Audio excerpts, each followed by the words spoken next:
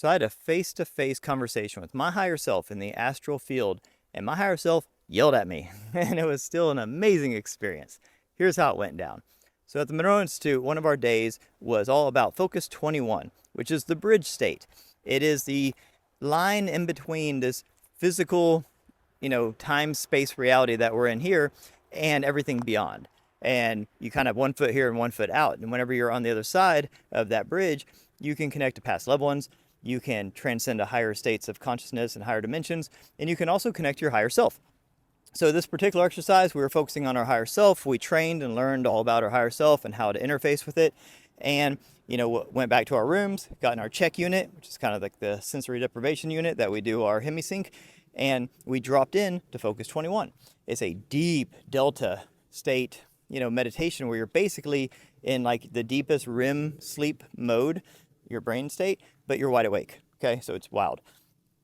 And we go through the process and the exercise, and we get to our higher self, and it's amazing. My experience was like this. Imagine you're in space. It looks just like space, but different. And in space, everything's small. Like everything's huge, but it looks small because it's so vast. So like a galaxy might just look like a pin light. So it was like that. But this face appeared, and it spanned from the bottom to the top of my awareness of this space. It was just unimaginably big. And it was like a 80s or 90s wireframe animation style. So meaning like it was a very geometric and angular, straight lines. And it was just kind of a wireframe of a face, very stoic, like that face. And the wires or the outline were like these white blue lasers that were kind of making this face that was just floating in space. And it was just staring right at me. And I just knew immediately that's my higher self. And we learned that our higher self is a collective. It's not one thing. It is the totality of all of our lives, of everything that we ever have been, are, and will be. It's our totality of everything. And it's kind of like ChatGPT for your soul. Like it knows all the things because it's gathering data from every experience you've ever had. And it's this conglomeration of everything. And you can ask it questions and get answers. But it doesn't have a lot of personality. It's very robotic.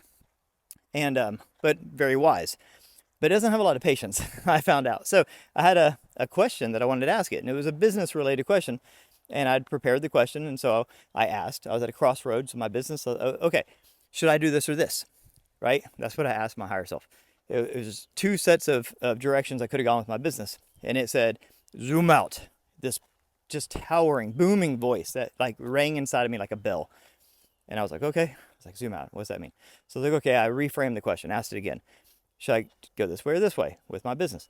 Zoom out. It's like, okay, sorry. I could tell it's getting aggravated. So then I kind of asked a different question, but still related to business. Zoom out. And then I said, okay, what am I supposed to be doing right now? And it said, not enough time for baby steps, in a just thunderous voice, and then disappeared. And then, so I was left there floating in this space, just had this face-to-face interaction with my higher self. And it basically got frustrated with me because the questions I was asking were so mundane and small. And afterwards, so you get all of this knowledge, this information just floods in. You're still in this deep delta brainwave state for quite some time after the exercise. And I sat there and I just let all the information come in, all the downloads, and not just the words that I got from my higher self, but you get just information. And afterwards, I processed it, I wrote it down in my journal, and here's what I had. It was, basically the message was, we have a finite life here. So each life is important. And I've worked really hard to get to this stage of my life. And I have very important things, we all do, that we need to accomplish in our short time here. Life is very fleeting. So, life in the cosmos is vast. You might live for eternity, who knows, and have millions of lifetimes. But each one is kind of fragile and short. And you only have a small amount of time in that lifetime where you actually get real work done, okay?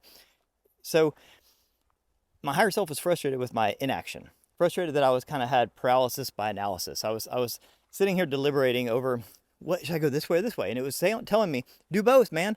Get off your ass. Do this one. When you're done, do that one. Like, it doesn't matter. You don't have to pick. So, but just get to work. And it was telling me time is too short for baby steps, meaning I'm not taking big enough action. I'm analyzing things too much, and I'm slowing myself down, and that I need to get to work. And that was my interaction with my higher self. And I've had multiple interactions with my higher self, but that was the most profound because it was this face to face. Imagine just you're floating in space, in their space, talking to this just powerful authority, and then it kind of snaps at you because you're kind of being a little bitch. And I was like, okay, note taken. Thanks, higher self. So my wife does QHHT, which is past life regression. And I listen to all the tapes that she does of her sessions because I'll turn them into videos, and I'm just fascinated by it. And one of the things she does is she takes people not just to past lives, but to their higher self. And what I've noticed, every time she takes someone to a higher self, the whole mood changes, the vibe changes, the person's voice changes, their demeanor changes, their cadence, everything changes. And it turns almost robotic. It turns very cold. And there's been a lot of times in her sessions where the higher self has kind of barked at the person. And doesn't, it's not that they don't care, because they definitely care. They see the importance of every life.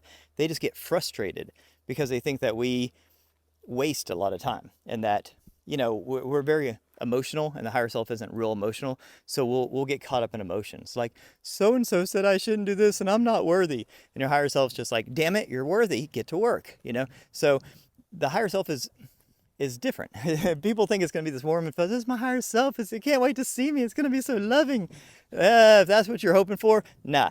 It's like tough love. It does care about you. It sees the importance and it wants you to succeed because you're a part of it. It's a part of you.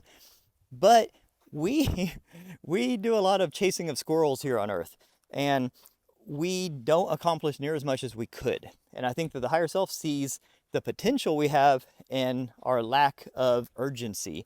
And all it sees is urgency. So that was my experience with the higher self. It was powerful. It changed me. It was an amazing experience. Even though it wasn't that loving, warm experience I was kind of hoping for, it was exactly what I needed to be told at that time in my life, and it had an impact. And that's the point. So I think the higher self's a fascinating thing. Let me know if you've ever had experience with yours. Let me know what you think about all this. And that's just my bit. But anyways, hope you have a beautiful day, and drop a comment below. Let me know what you think. Peace.